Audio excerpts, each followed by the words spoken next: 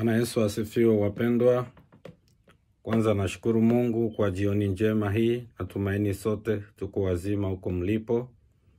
Lakini pia nimshukuru mwalimu wangu Reverend Dr. Matayo ambaye amenipa kibali cha kusimama mbele yenu ili tukumbushane kwa muda mfupi maneno ya Mungu. Neno letu litapatikana kwenye kitabu cha Marko sura ya 5 ule mstari wa 35 hadi 36. Ila wewe unaweza ukaanza 21 kuendelea. Tunasoma katika jina la Yesu. Biblia inasema, hata alipokuwa katika kunena, wakaja watu kutoka kwa yule mkuu wa sinagogi wakisema, binti yako amekwisha kufa, kwani kuzidi kumsumbua mwalimu? Lakini Yesu aliposikia lile neno likinenwa, akamwambia mkuu wa sinagogi, usiogope, amini tu. Neno letu tutazungumzia kutembea katika imani. Mwandishi wa kitabu hichi ni Marko na amekiandika kwenye miaka ya 55 hadi 65 baada ya Kristo. Ingawaje kwenye kitabu chenyewe mwandishi hakujulikana zaidi, lakini ushuhuda wa kwanza wa kanisa ni kwamba Yohana Marko ndiye mwandishi wa kitabu hichi. Na azima yake ilikuwa kwamba kwenye miaka ya 60, karne ya kwanza baada ya Kristo, kule Rumi kipindi cha mfalme Nero, Wakristo wengi waliingia kwenye mateso. Na hivi wafia dini mfano wakina Paulo na wakina Petro walipata shida nyingi sana.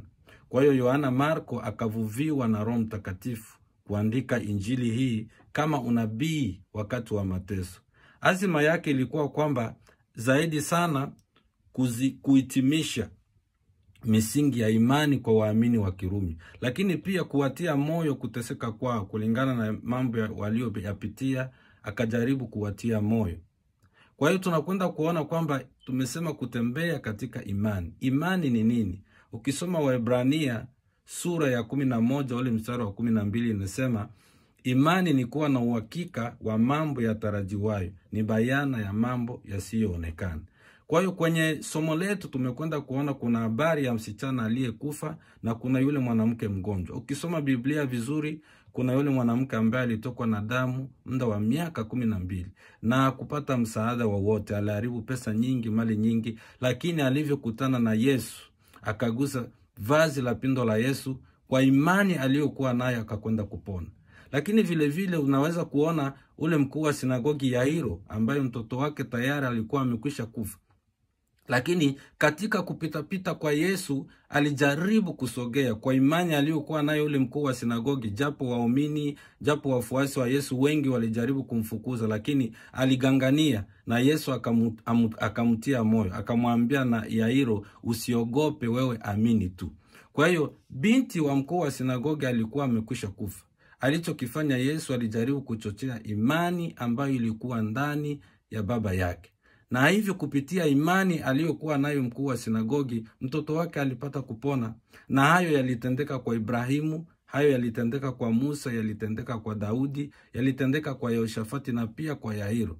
Kwa hiyo ninakusii mpendwa mwenzangu jioni ya leo. Inawezekana kuna shida nyingi ambazo unazipitia. Inawezekana kuna mateso mengi ambayo unayapitia.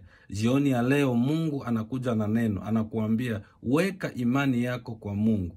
Kwa maana imani inayokoa ni imani ambayo iko katika Yesu Kristo. Kwa hiyo ukikabidhi maisha yako kwa Yesu, shida zote ulizonazo, weka imani tu. Biblia inatuambia kwamba usiogope, wewe amini tu.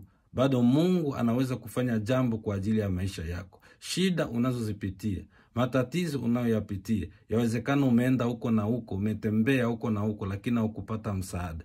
Jioni ya leo ninakusii, weka imani yako kwa Yesu Kristo, nao utakwenda kupokea uponyaji. Kama gisi alivyofanya kwa Ibrahimu, kama gisi alivyofanya kwa Yairo, na wewe ninaamini kwamba Mungu atakwenda kufanya jambo jioni ya leo. Ni matumaini yangu kwamba utakaposikia ujumbe huu utakwenda kubadilisha maisha yako na Mungu atakwenda kukuweka kuwa mtu mpya. Zile shida ulizokuwa nazo ninaamini hautazikumbuka tena.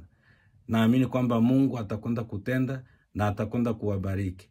Kupitia jina la Yesu Kristo naomba, ninakuamini. Amen.